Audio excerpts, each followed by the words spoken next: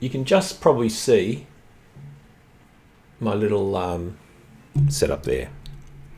Got my skull friend, my ducky, a few other things. It'll be hard for you to see what I'm doing, but it doesn't really matter what I'm drawing, okay? Because you're drawing from your setup. So what matters here is more the process that I'm going to describe, okay? Not so much what I actually draw. So the process is we're going to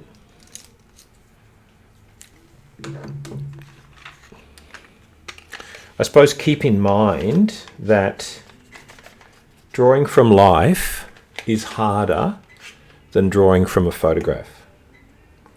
Drawing from a photograph is much easier.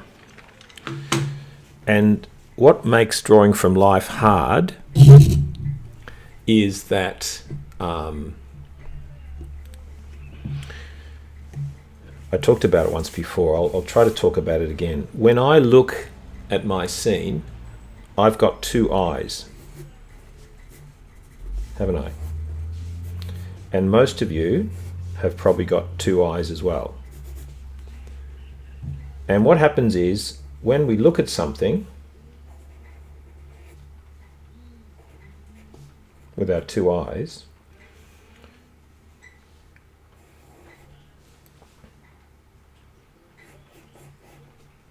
let's pretend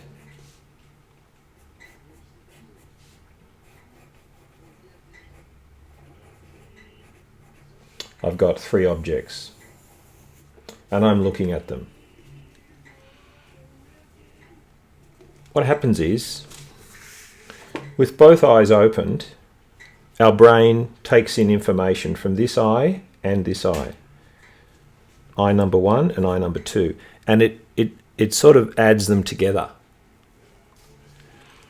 But it can make things a little bit confusing, because this eye sees a little bit differently to this eye. So for example, if I just draw a straight line from here through this eye, right?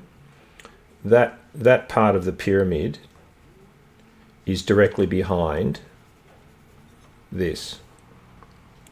But from this eye, it's not.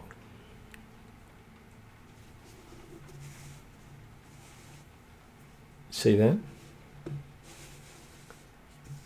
So, the best solution for drawing from life is to close one eye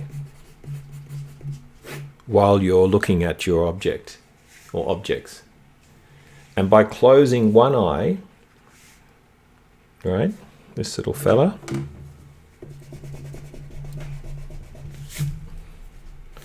just close him down,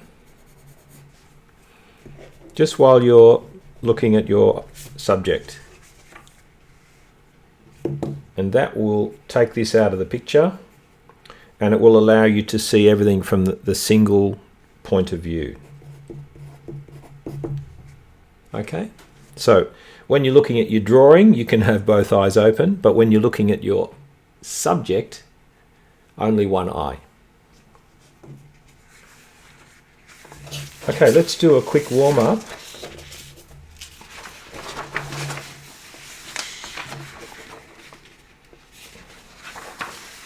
Warm-ups are really good, always helps.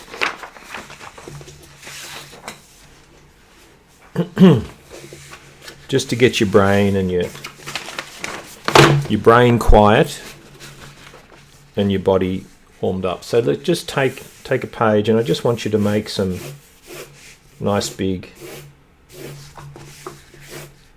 curves, maybe some circles or ellipses, just big movements.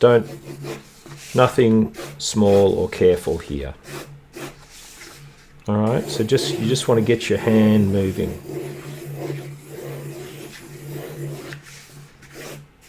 Maybe try some straight lines as we talked about.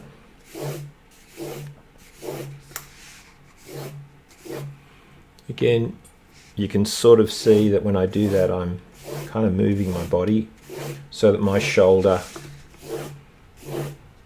I'm drawing from my shoulder. I'm not drawing from my wrist, and I'm not drawing from my elbow. I'm drawing from my shoulder.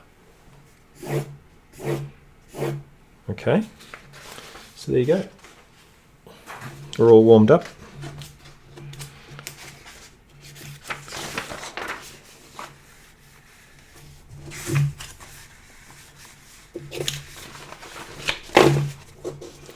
So perspective may be something that's important in yours.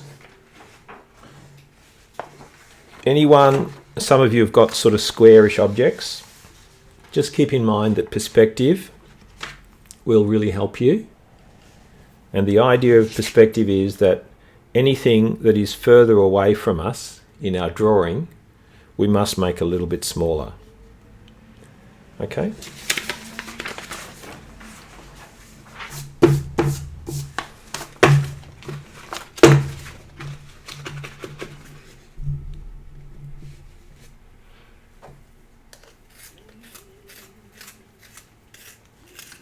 So put your music on, look at your subject, have a think about roughly how big you might make it. In my case, I like to draw these fairly big because it feels better to me to draw a little bit larger. And I'm tilting my paper this way because it just allows me to look more at what I'm doing, or to see more what I'm doing. And now what I want you to do is really find yourself comfortable in your seat so that you can kind of have your head in roughly the same position. Because if you move your head or move your seat, the angle that you're looking at it will change slightly. So just try to stay roughly in the same position.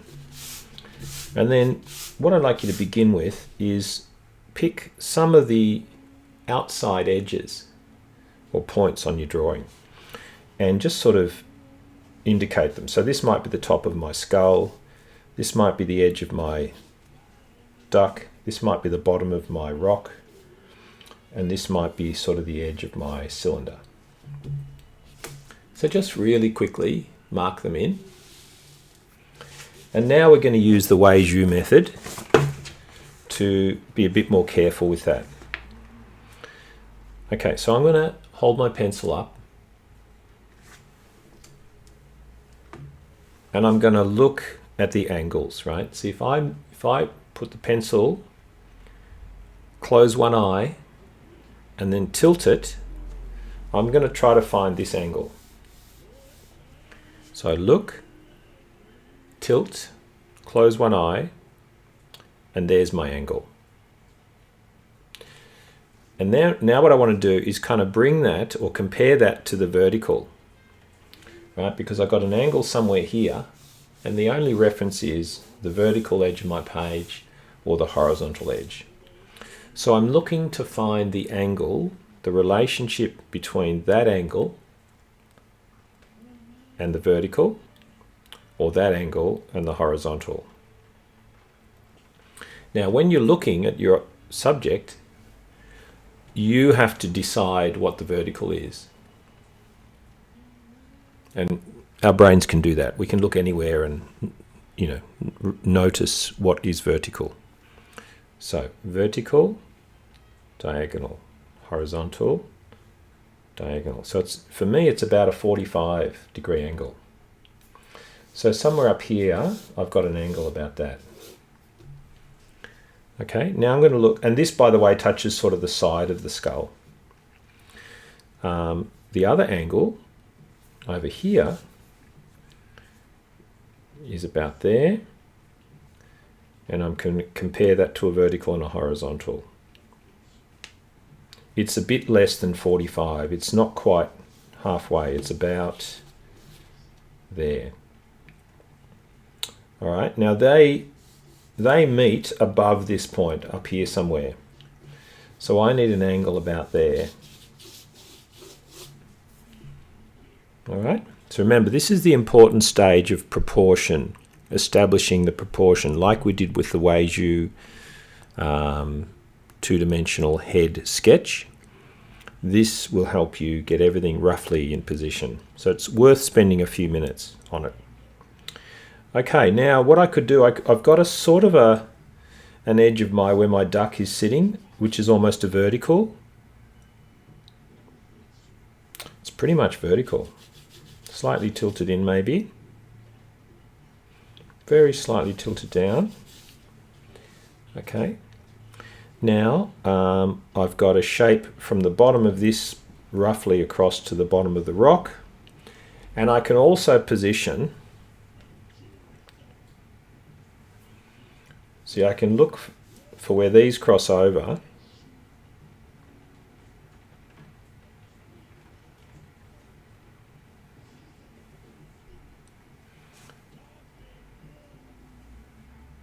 This is a bit steep here. I'm going to make it flatter.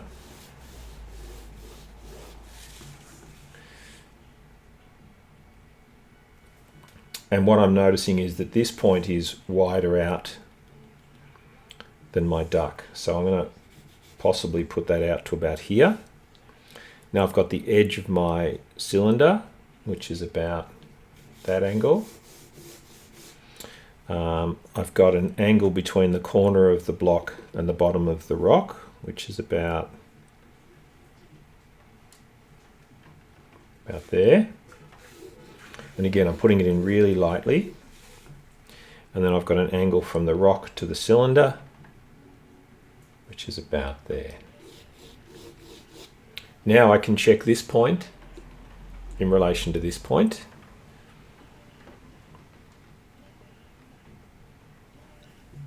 This is a bit to the left of that, which it is. Perfect. All right, now I can sort of look at the overall shape. Okay, I'm sort of drawing an imaginary lines around my shapes here. And I can also measure height to width. Okay, so the height to width here is nearly, it's about 1 1/5. So that's 1. That's 1 plus about 1/5. It's about here. So I've made mine a little bit too wide. So what I could do is just make it a bit taller. So I'll just make this taller.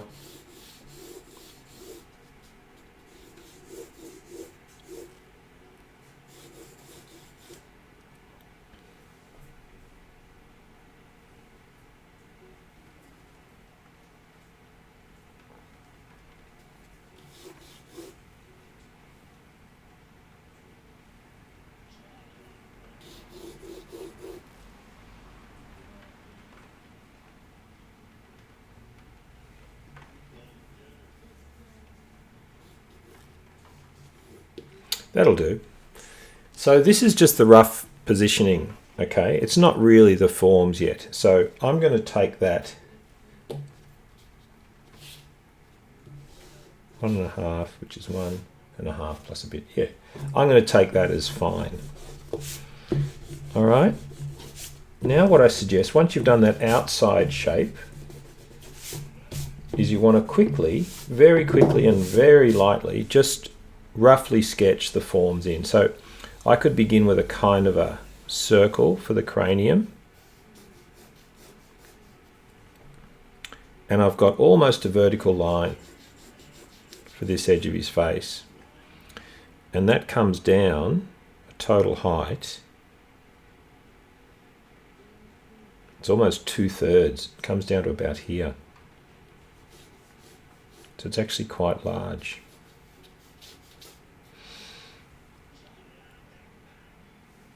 And then the width of that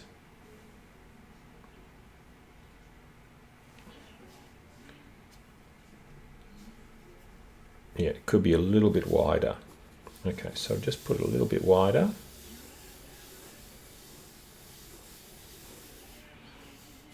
And I'm just going to roughly position the box roughly positioned the rock. I'm closing one eye as I look over here. I'm closing one eye. I'm going to roughly position my cylinder.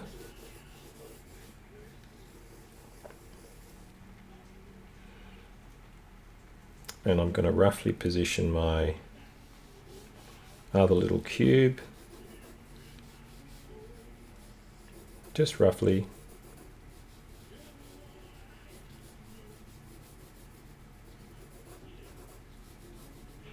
And my duck.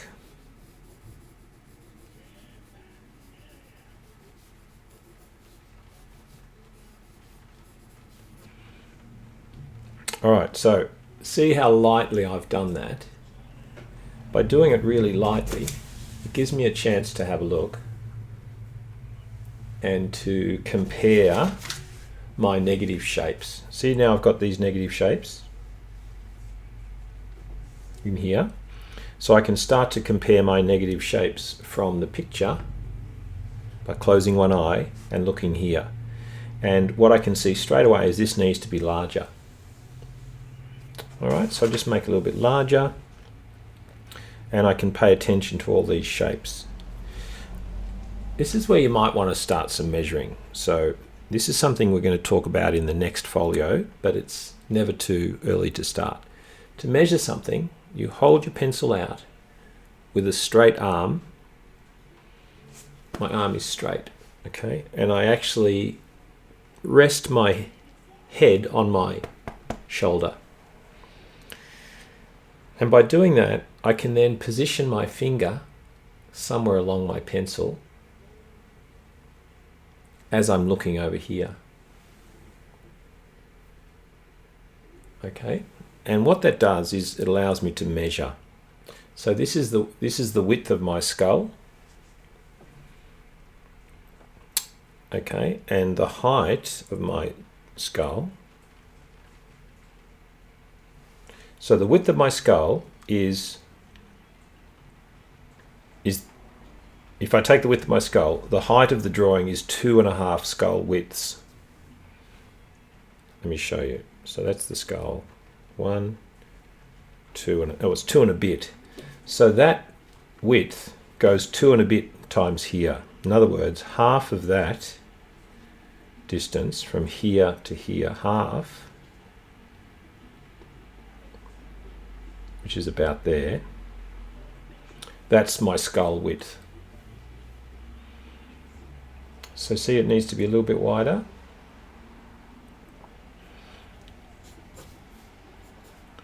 So now I'll just get a slightly more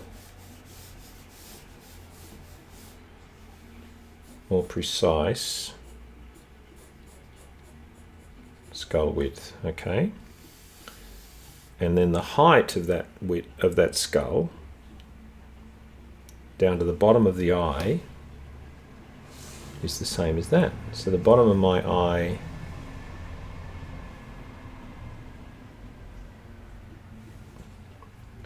is about there.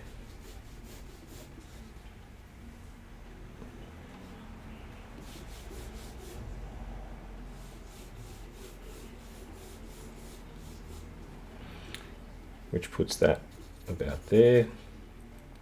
So what I'm doing now is I'm going to build some fairly simple geometric shapes using a little bit of measuring to help me.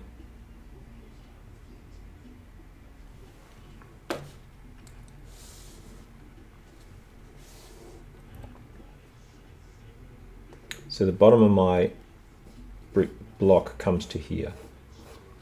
So I just arrived at that by measuring. Okay. The angle is a little bit that way. So that angle needs to be more like that.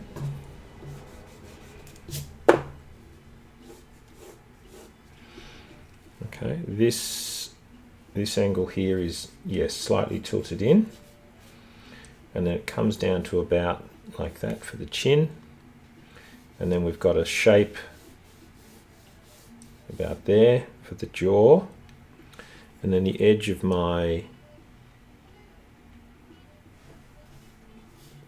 block is about here, and it's vertical.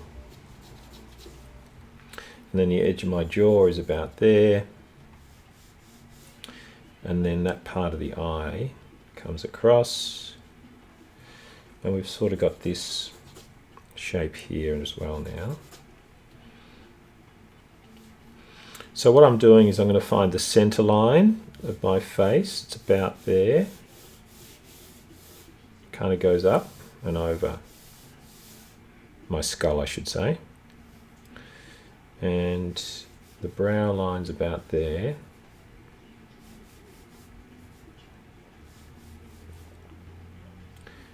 And this hole for the eye probably starts about there.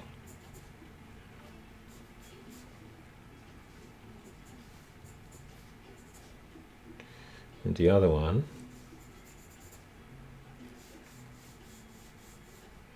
is maybe about there.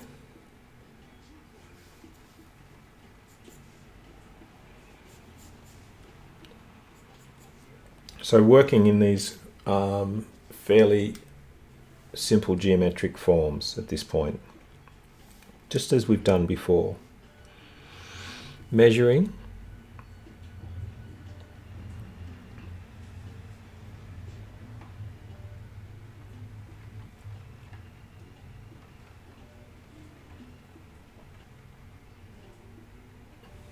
So I've just measured that the eye, this width, is 1/3 of this. So 1/3 of this. 1, 2, 3.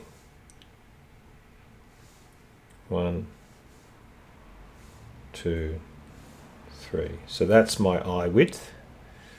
That's pretty close to what I've got actually, so that's good. So I'll just bring that down there more.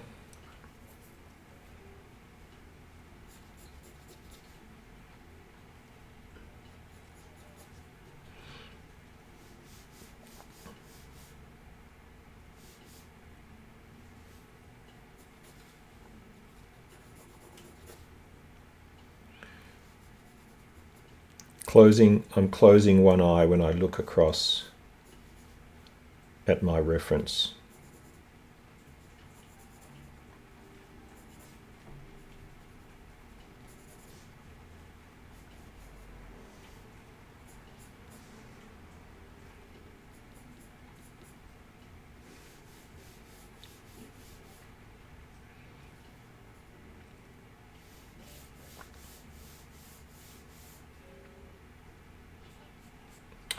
Closing one eye helps you with perspective as well.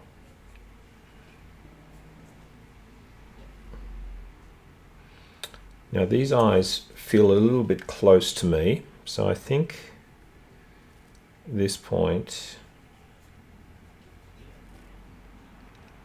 a little bit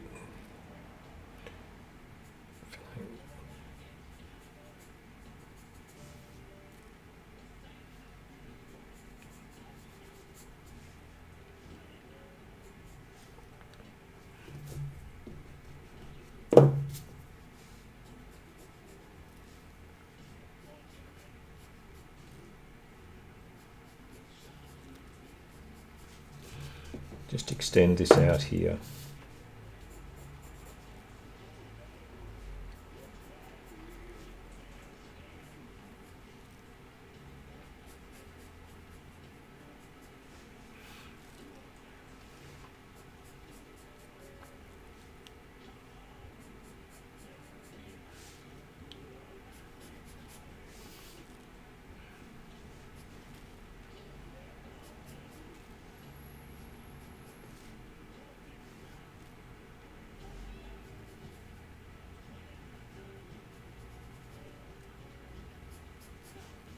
So I'm just adjusting, moving things around a little bit.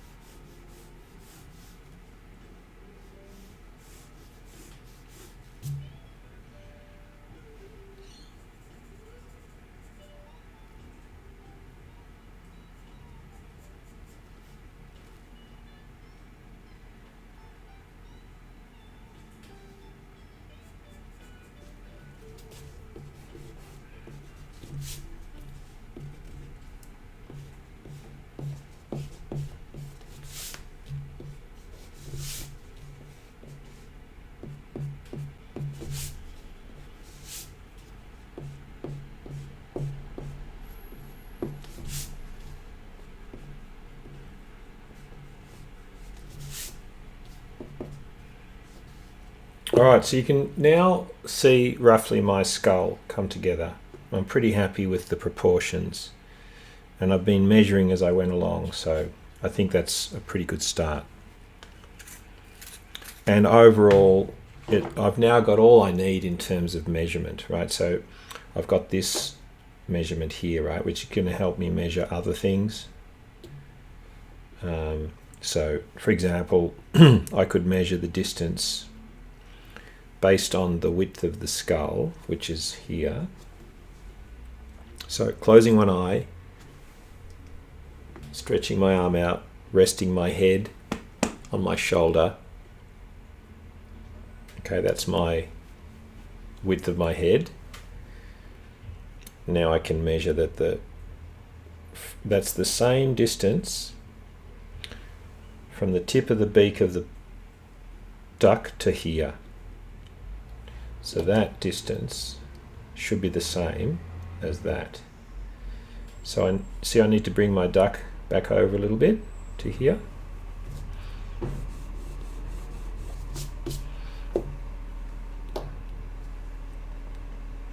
So his beak needs to be about here.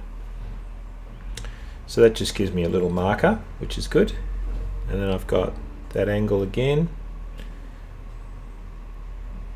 as a guide. This can be a little bit lower. I can take a look at this and look at the horizontal. So the top of the duck's head lines up with about halfway through the nose horizontally, right? So horizontally, so that's about right. So I'm pretty happy with the position of the duck's head here somewhere.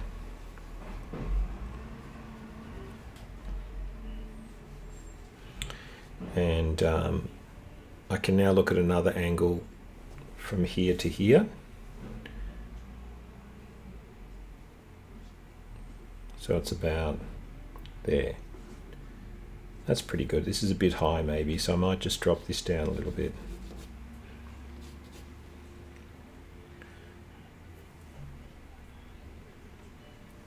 And there's a vertical, almost a vertical there.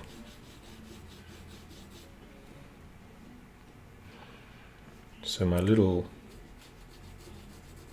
cube, and again, think of perspective a little bit here. Remember, with my cube here,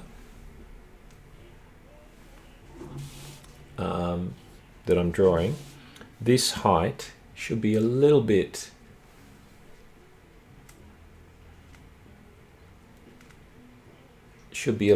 shorter than the front height, right? This is further away, should be shorter than this, or these lines should appear to come together at the back. So you can look at the angles with your pencil, but you can also think about perspective a bit.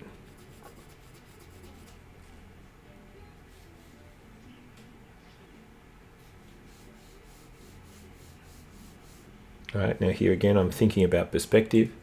This height should be a little bit shorter than this height. Just a little bit. And that looks pretty good.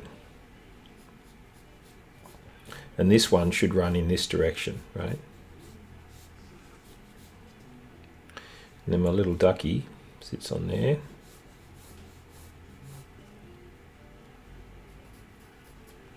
And I've got his general shapes to help me now.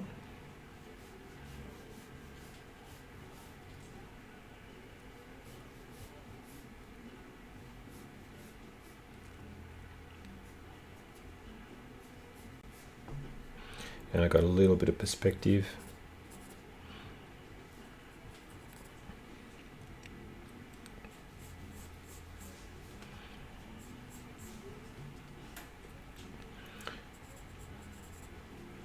Now, I'm going to put the beak a little bit further out, and that's fine. You don't have to make it exactly the same.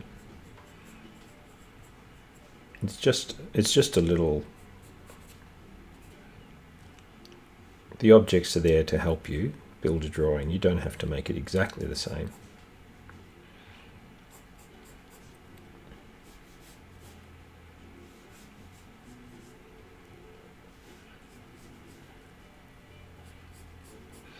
Now notice for me, I'm still holding my pencil in this on the side like this because it allows me to work really softly and allows me to draw straight lines pretty easily, which I can use to help build my positive and negative shapes.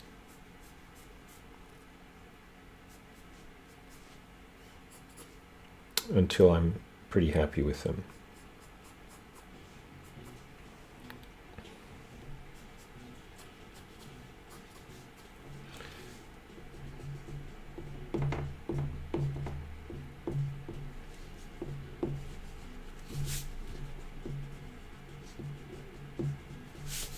Alright, so that's roughly my little duck sitting on top of my cube. Alright, now looking at the positive and negative shapes here, this is a little bit large compared to my original, but I'm not going to change it now. It's okay. I'll just, put a little bit of texture in here. I'll plan the shadows a little bit for the folds. Again, closing one eye. I'm just going to position roughly where these folds go.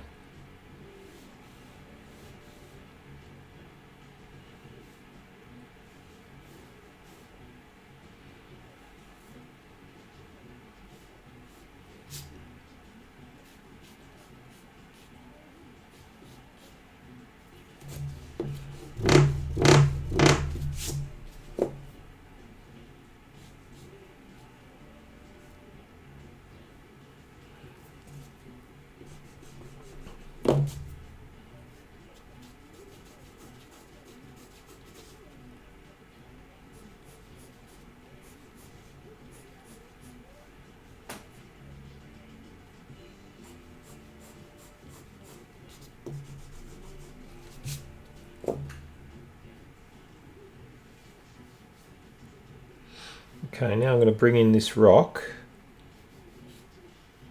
It needs to be shifted a little bit. But it's just a rock. It doesn't have to be perfect.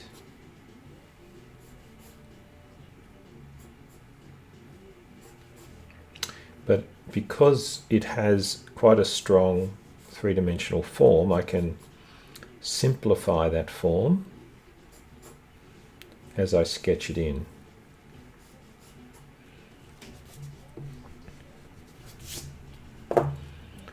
And then I've got, again, closing one eye as I look. I'm constantly closing one of my eyes, my left eye. I tend to close my left eye.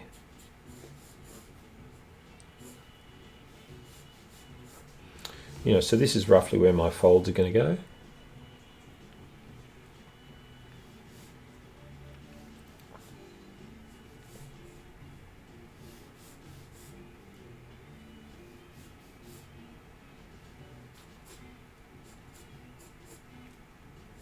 Just for position. This is all for position.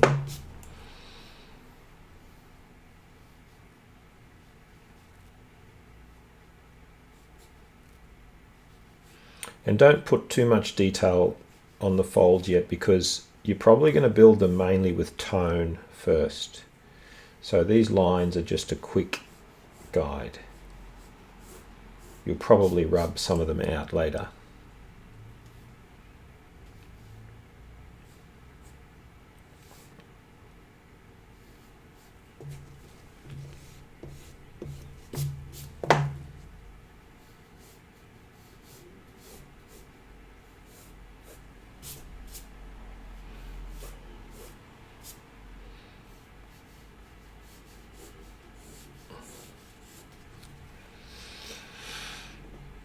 Good, okay, so now I'll bring in my cylinder.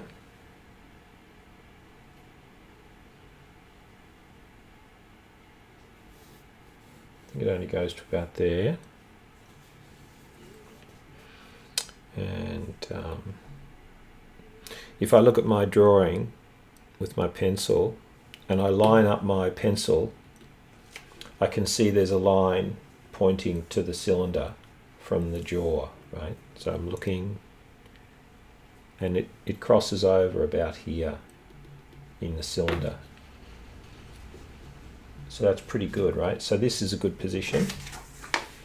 So I'll just turn it this way to help me draw my ellipse. Looking back to check the angle, it's about there. And then perspective, okay? Think of perspective. This back end of the cylinder will be shorter or closer than the front. Or this line and this line will appear to come together at a vanishing point out there somewhere. So very slight convergence.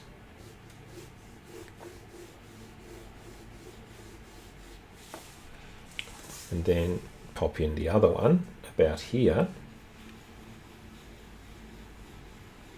I'm drawing the whole ellipse first as a guide, and then I'm going to rub out the bits I don't need.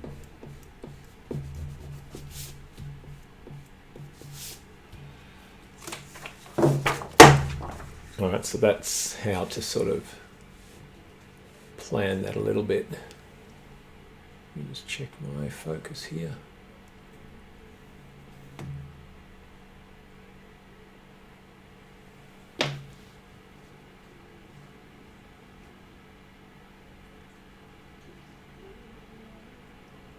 About right, that'll do.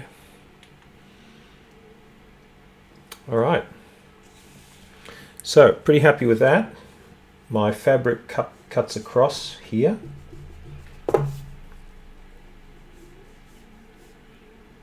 Something like that. And then there's a few lines out the back here.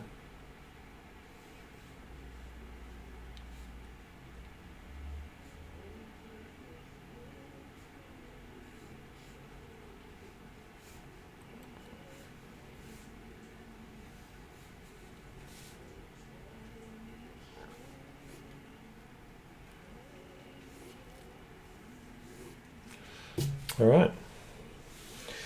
So now I'll just start to build up a little bit more of my position details just for a few minutes, and then we'll have a 15-minute break.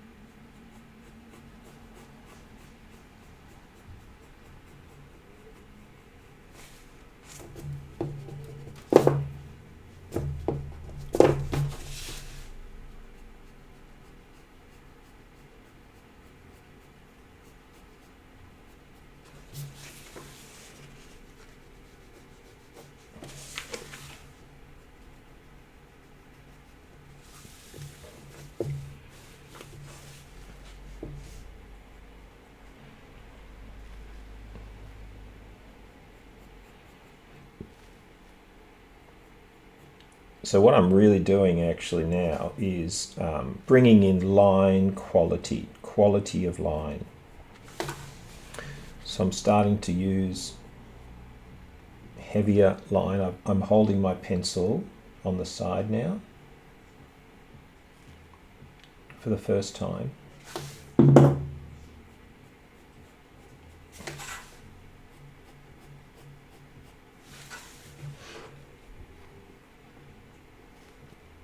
And sometimes I'm going to push really heavily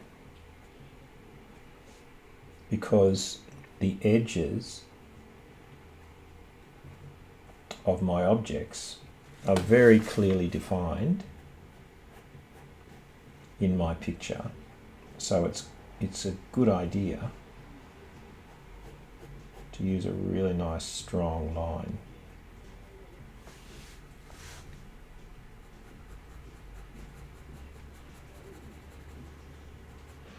And I might start to just indicate a little bit of tone.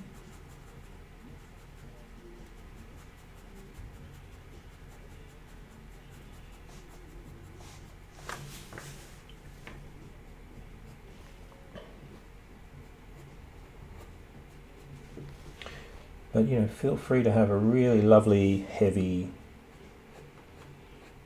line. Line work in this drawing will be important, especially after you start adding some tone. So it's if you're feeling good about your position lines, then just go ahead and give them a nice strong quality, because it'll help you, it'll save you some time later. You won't have to come back and redo the line as heavily if you've kind of got it there already.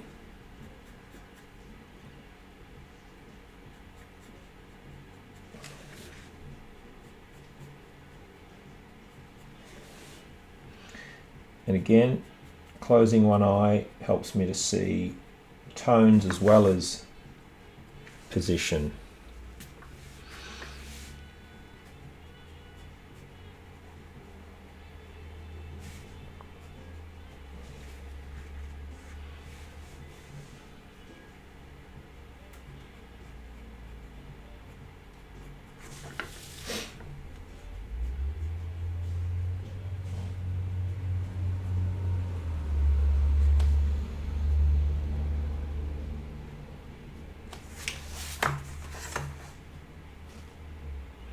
There's a little bit of fabric coming just in front here,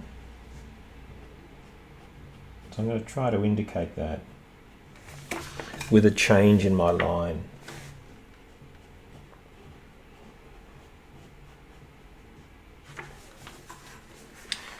And here there's a slight rounded corner, so I'm treating my line work a little bit differently there. And the tone will also help this. I feel very lucky that I have always kept drawing in my life. It's brought me a lot of pleasure and income, but more so I'm glad that I do it because it feels good. All right.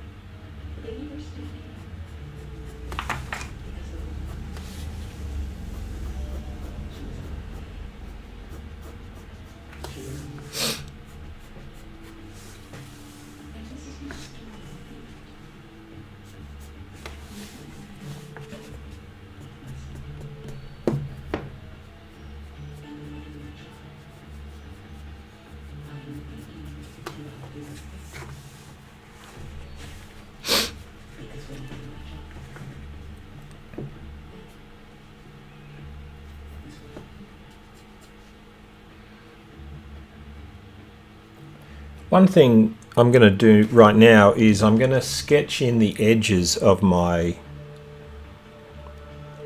shadow side, meaning there's a sort of an edge to where my shadows sort of come in. I'm just going to sketch it in lightly.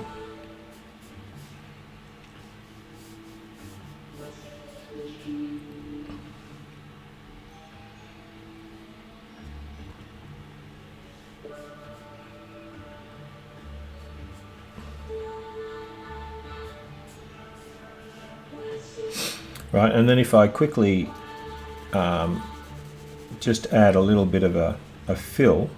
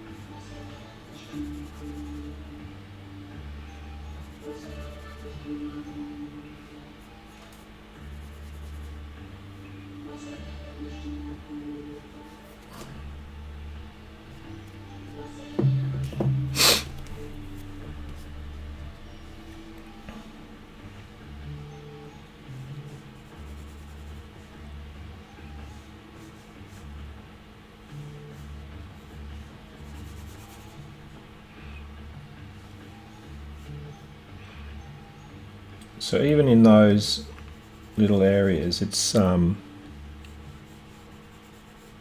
know, some of it's bounced light, some of it's form shadow.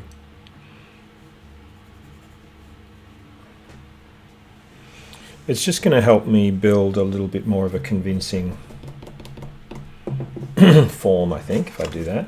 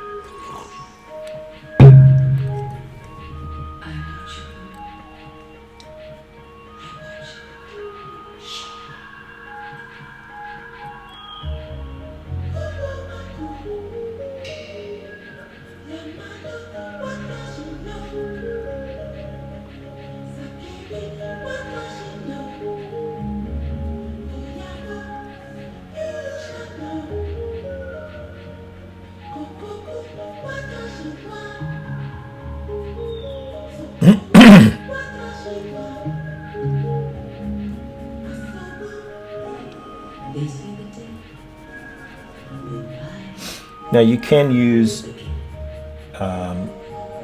cross hatching. Some of you have started to do that. It's a lovely technique. It sort of adds a texture to your tone, and it can also help express the form. So in under here, I can follow the contours of the inside, and by sort of running my pencil in the same direction, it can kind of help to express those forms.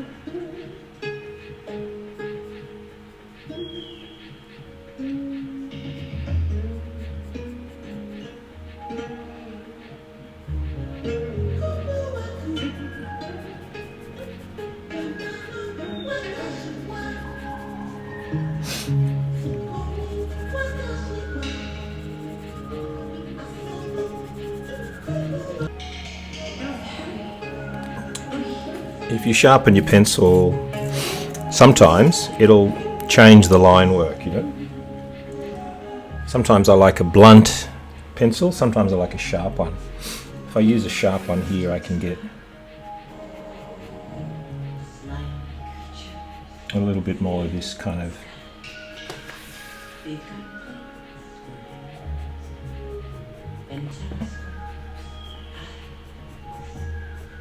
cross-hatching and contour lines.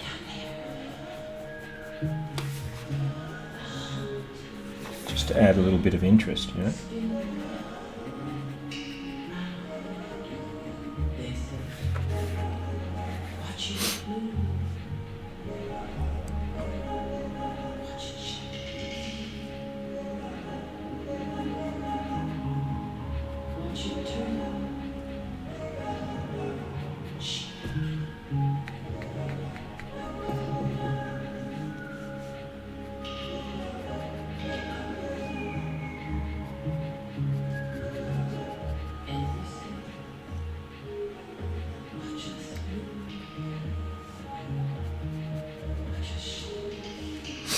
Also, you can use the lines to help indicate the form. So the shape of this part of the nose bone comes out, and this goes back up. So I can sort of use the lines to help me sort of show that structure.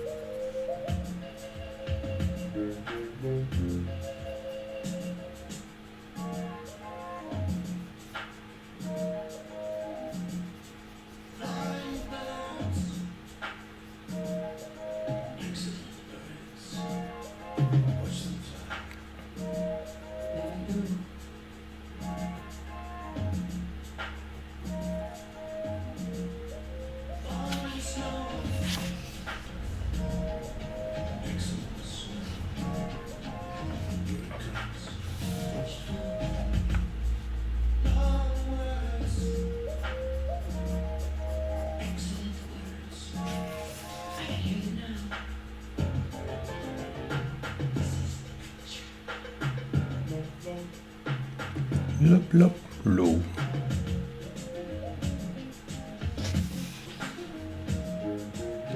Blup, blup, blup, blup.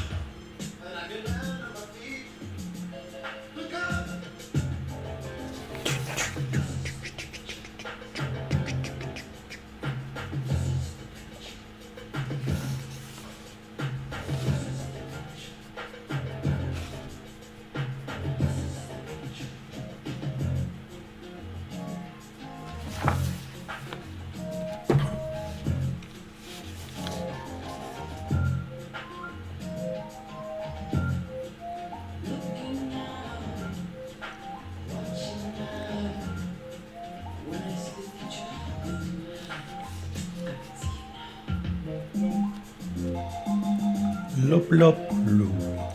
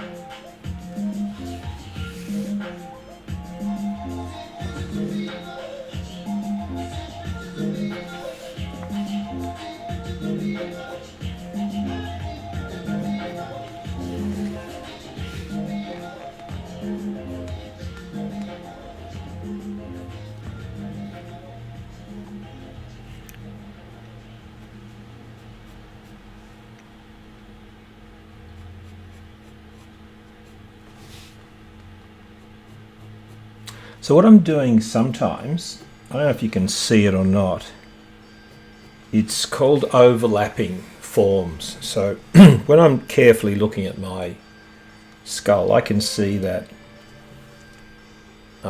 this form wraps around the back, and then this brow, the form for the brow bone, is in front. So this line should cross over this line, and that makes it look like it's going around the back. It's the same here. This little form here, part of the bone, is slightly in front of this part here.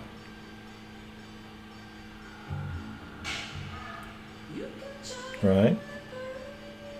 So by popping that line in front of that line, and then also by adding some tone underneath, we start to see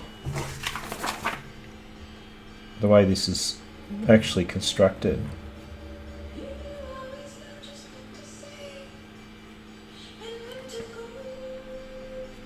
Similarly here. So all these little overlapping forms allow us to see the true three-dimensional nature. You can see it happening here as well, stuff here. There's a little bit here.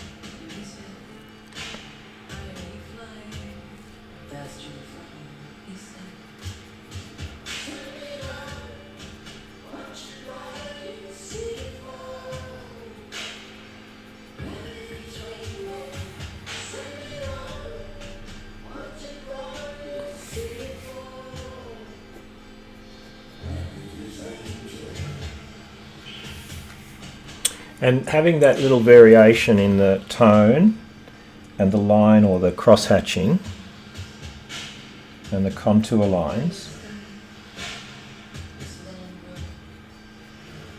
will also help us get a sense of the shape of the cavities or the holes or whatever.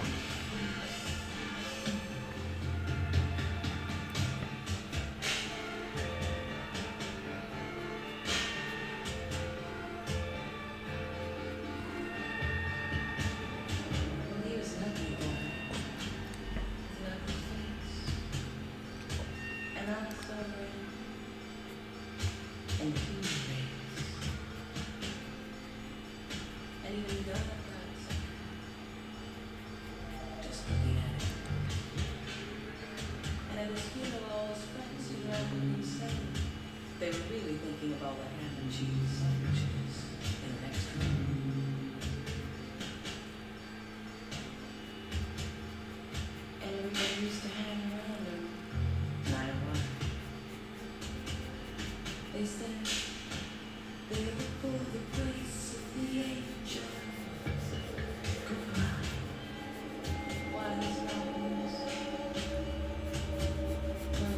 So this is a complex form here, and what I'm doing is I'm using contour lines and tone to help me indicate it.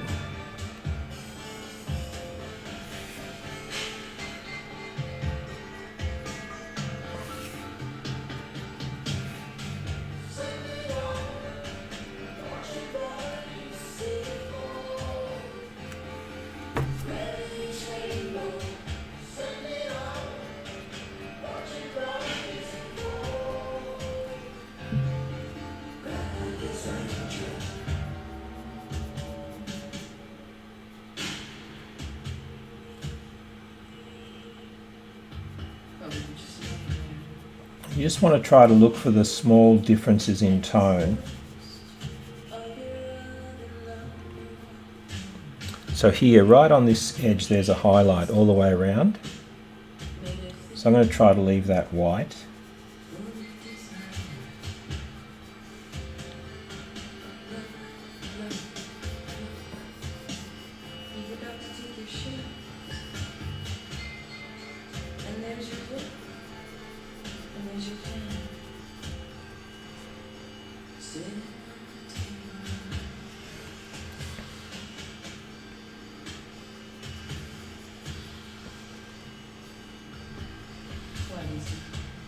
Alright, now I've got to add my teeth in here, which I haven't really done, so let's build these a little bit.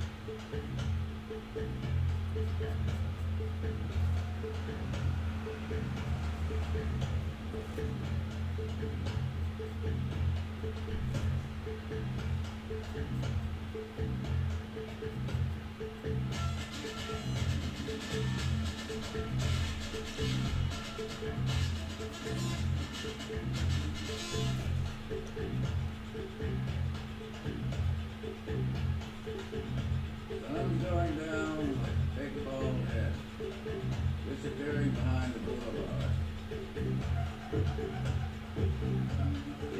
Sharky's night. Yeah. It's Sharky's night tonight. And the manager says, Sharky, he's not at his desk right now. Should I take a message?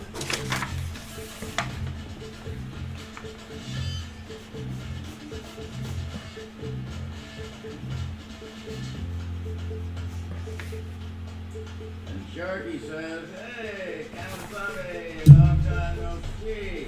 He says, hey, sport, you connect the dots. You pick up the pieces. He says, you know, I can see two tiny pictures of myself, and there's one in each of your eyes. And they're doing everything I do. Every time I light a cigarette, they light up there. I take a drink, I look again, and they're drinking too. It's driving me crazy. It's driving me nuts.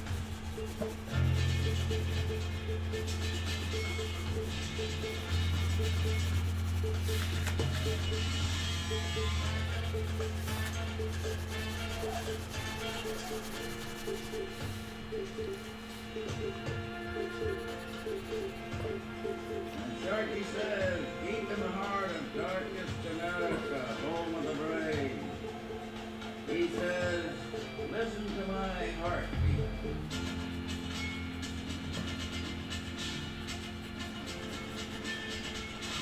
Hey, Mr. Sharky, white courtesy telephone, please.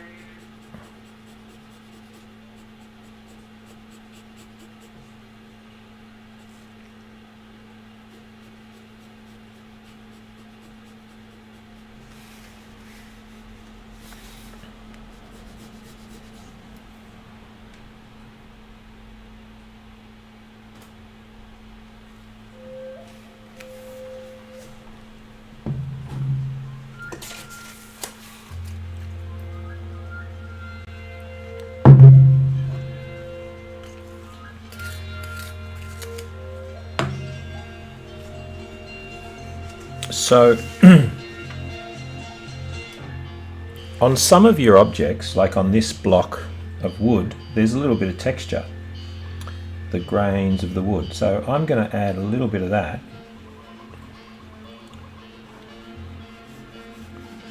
just to try to indicate that this material is a little bit different to the skull material.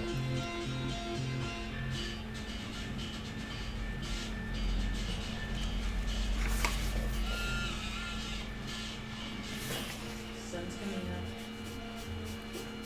Like a big ball of hair. Folding up to the grocery store. It's Sharky's day. Sharky's day today. Sharky wakes up and Sharky says, there was this man. And there was this road. So we've sort of got a combination I was trying to tell me. of really heavy lines Strange. and some really light lines.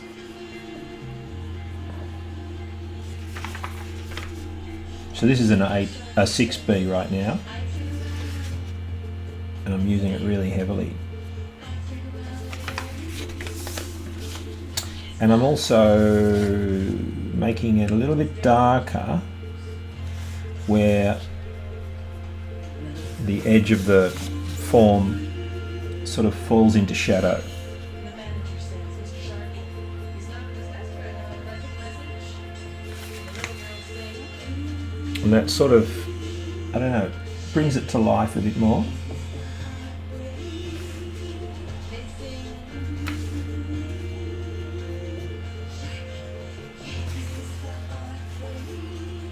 Sharky says, all of nature talks to me. If I could just figure out. Well, it's trying to tell me. Listen. Trees are sweet in the breeze. And then with a really fine pencil, Insects are rubbing their legs together. They're all tough. They're talking to me. And short animals. They're walking up in their hind legs. Coffee. especially if you follow the contours a little bit.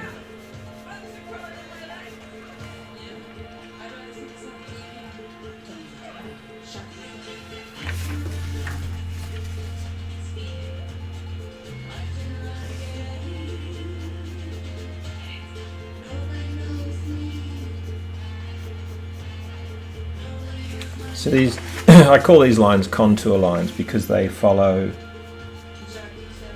the contour. It's part of the tone.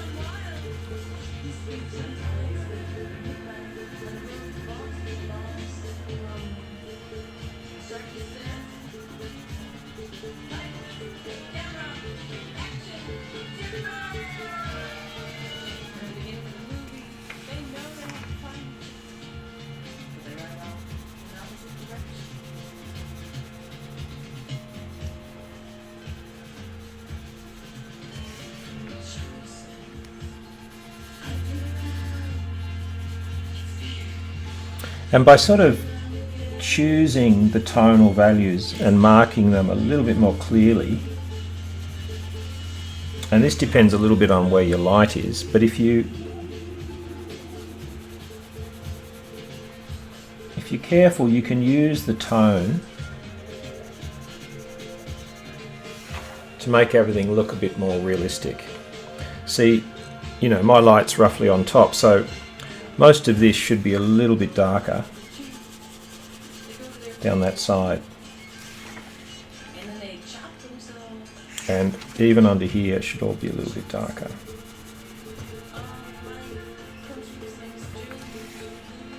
And that helps establish the light being above. And just under here,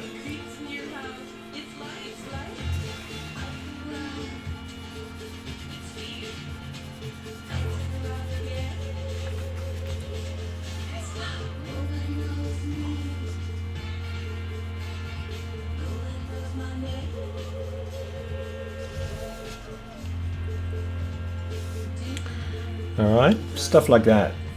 But look, you know, this is, you know, it takes a while to get used to this, but it's something you can start to notice and play with. It's really fun, it's really satisfying.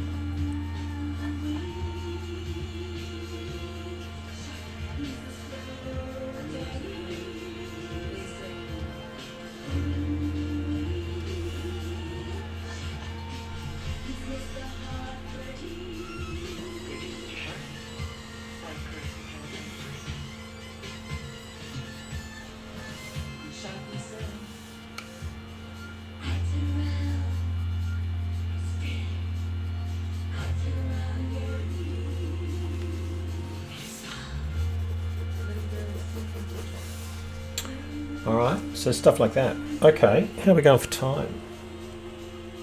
Good, we've got about 20 minutes left. So what I'll do is I'll start now to show you how I would deal with the tone in the fabric. Firstly, I'll build it up thinking of the core shadows, the darkest shadows in the folds.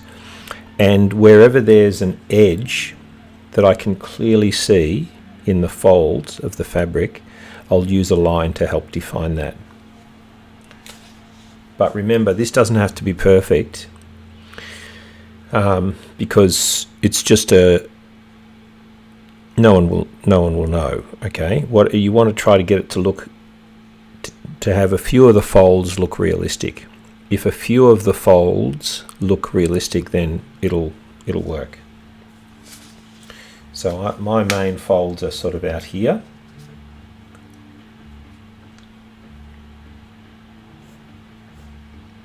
And the darkest shadow is in here.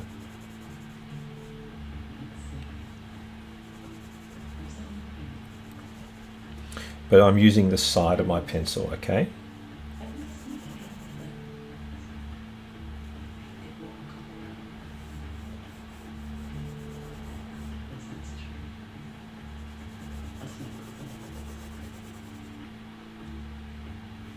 Now where there's an edge here, I'll just use a line, and I'm giving it a little wobbly quality to suggest the texture of the cotton.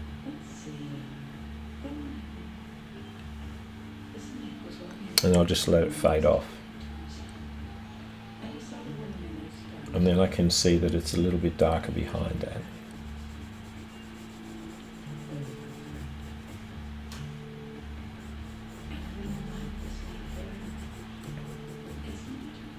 But you can let it sort of just fade off. You don't have to draw all the way out to the edges.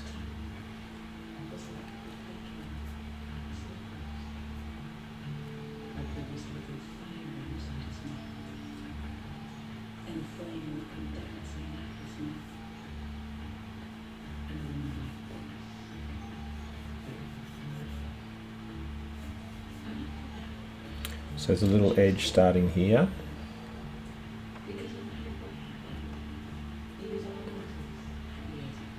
So this, I've done this a few times, and this combination of a little bit of a line for the edges and soft tones for the core shadows is almost all you need.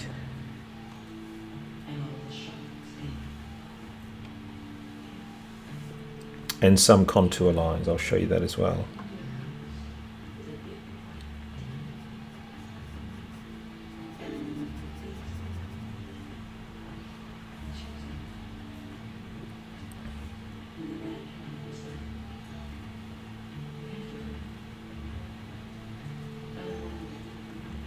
And again, I'm not worried about it being exactly the same. I'm trying to get the feeling of it to be the same, more so than the position, because you know, no one will be able to see the fabric as a reference. Changing the position of the eye on a skull is not the same, because everyone will know if it's in the wrong position. If I put the eye up here, it's wrong. But if I put this fold over here, no one will know.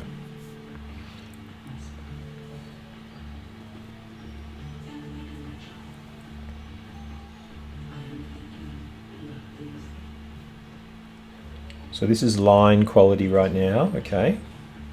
And that's going to help. Closing one eye as I do it, just to check my position.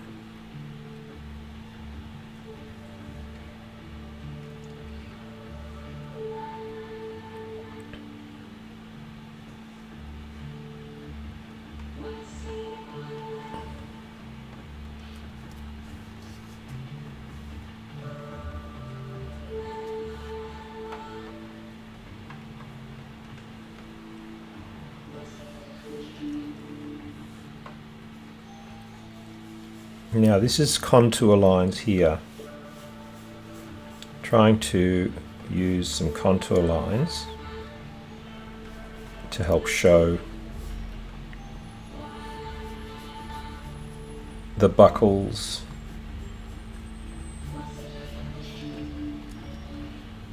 So what is a contour line? It's a line that follows the contour of a three-dimensional form.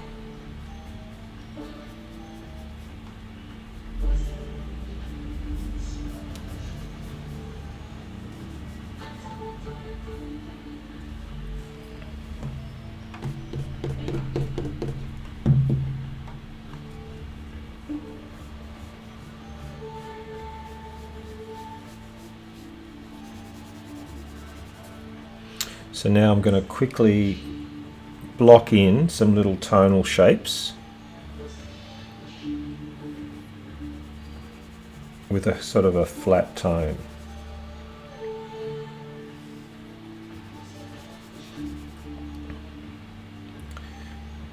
Again, closing one eye.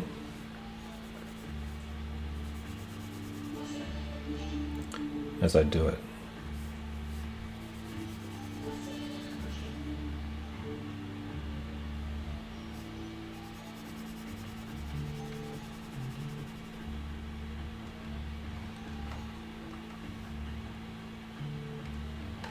And I'm sort of picking just two basic tones, dark and medium at the moment.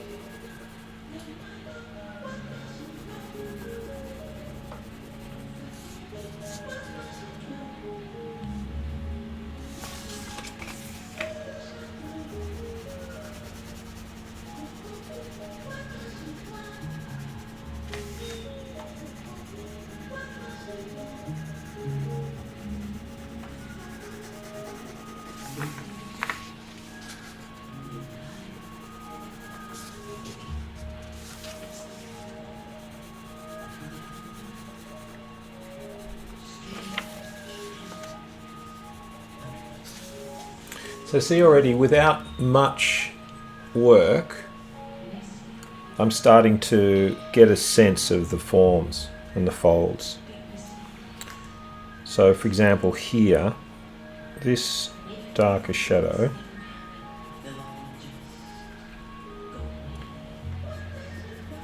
and a medium shadow, and then this remains a highlight.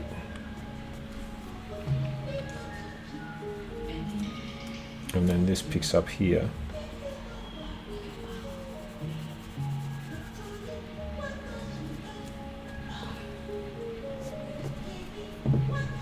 Comes out.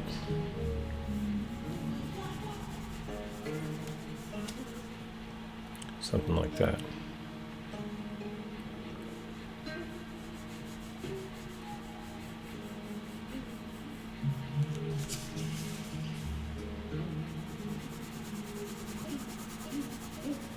With your any three-dimensional forms, just remember to try to give them three clearly different values first.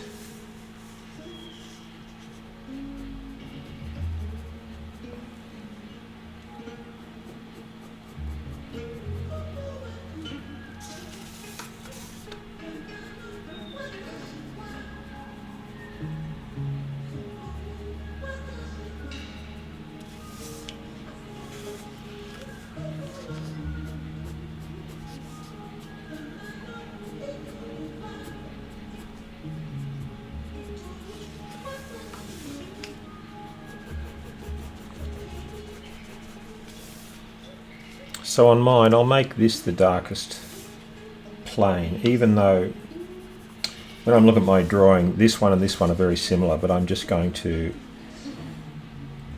just choose to make this one darker.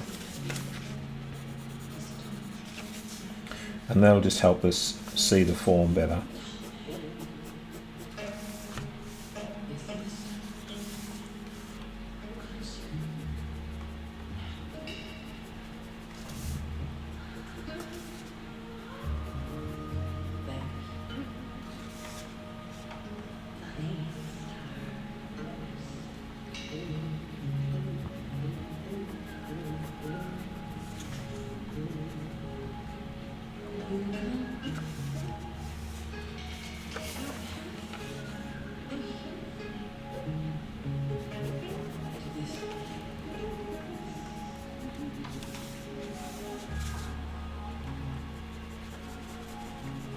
It doesn't mean you can't have a little bit of variation on the plane or on that flat edge, but overall you sort of want to be able to see three different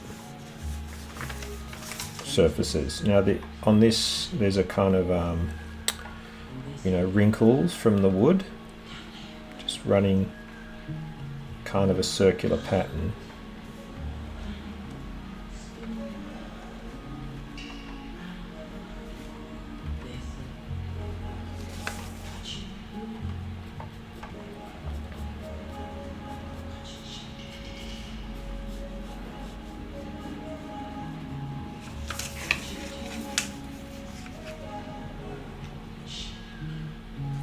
Again, I'm not following it exactly, I'm just hinting at it really.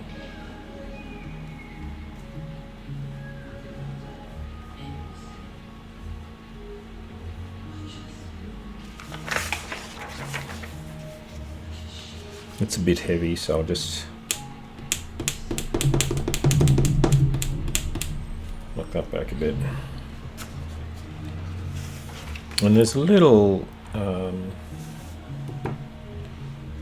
sense of this side being a bit darker than the top, so I'll just build that in now, a little bit of tone.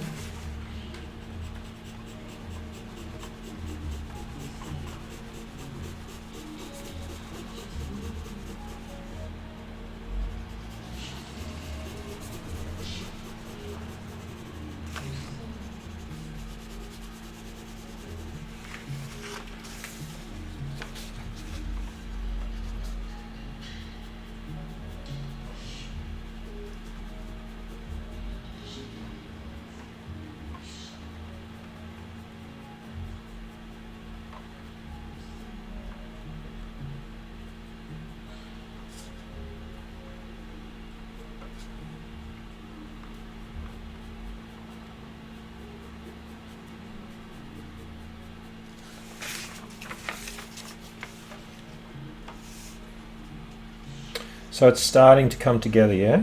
This is kind of the thing I'm suggesting really, is this combination of line, being careful with your line when it matters, but when, with the rock and other things, some of the other items, it doesn't really matter exactly where my lines go. It just matters more that they look three-dimensional, so kind of playing with that.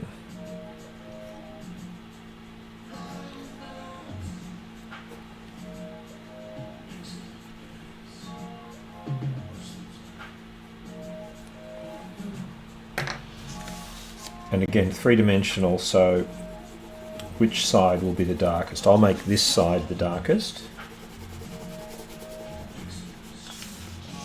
And this a little bit darker up there.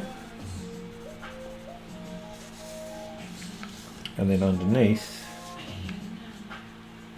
a little shape, cast shadow here.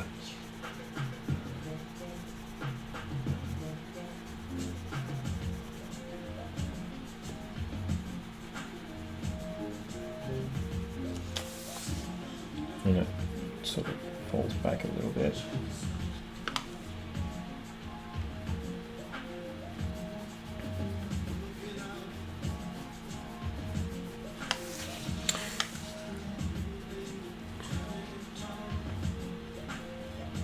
There's quite a lot of texture on this, so I could indicate a bit of that.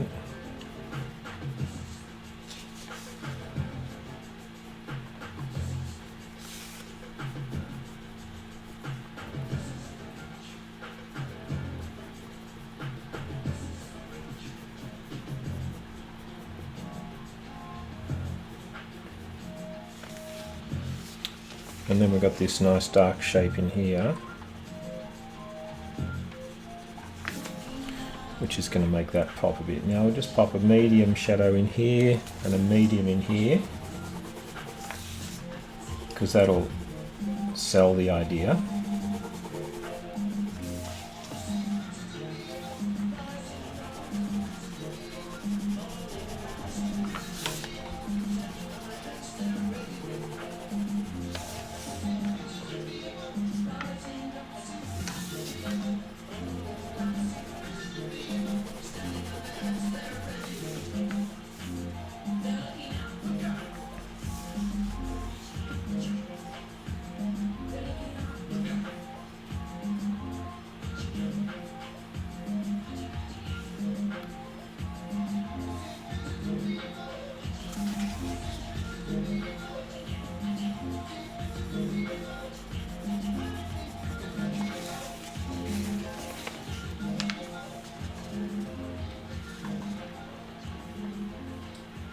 So contours, lines, and then, you know, maybe 2 different strengths of shadows to help you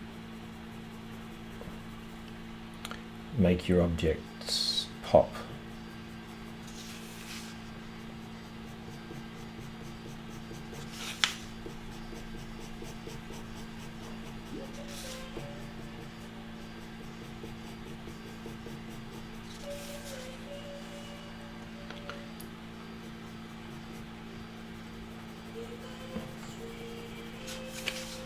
And if you really want some parts of your drawings to stand out, you just want to add more contrast. So putting more shadow here behind this highlight on the chin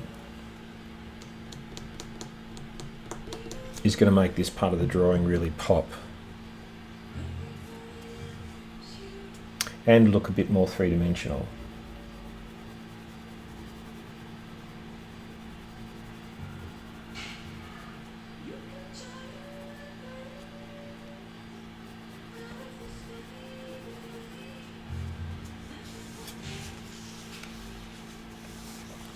Now this is all in medium shadow.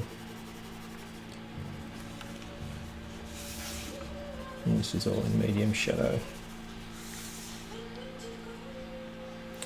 And there's a little bit of medium up through here.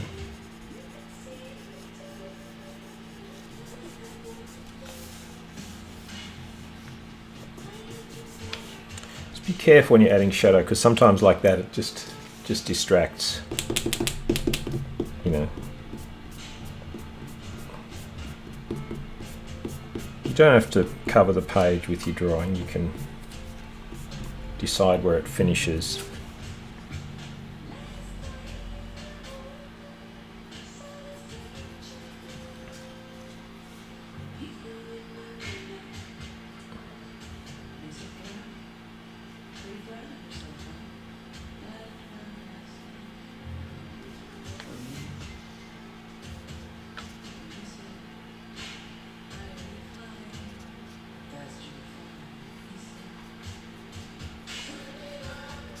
I haven't got to the cylinder, but I think I'll just leave that.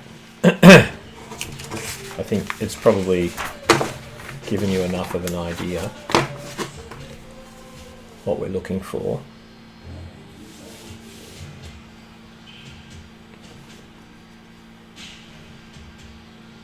Maybe a little bit bright, is it? So about there should be enough, I think.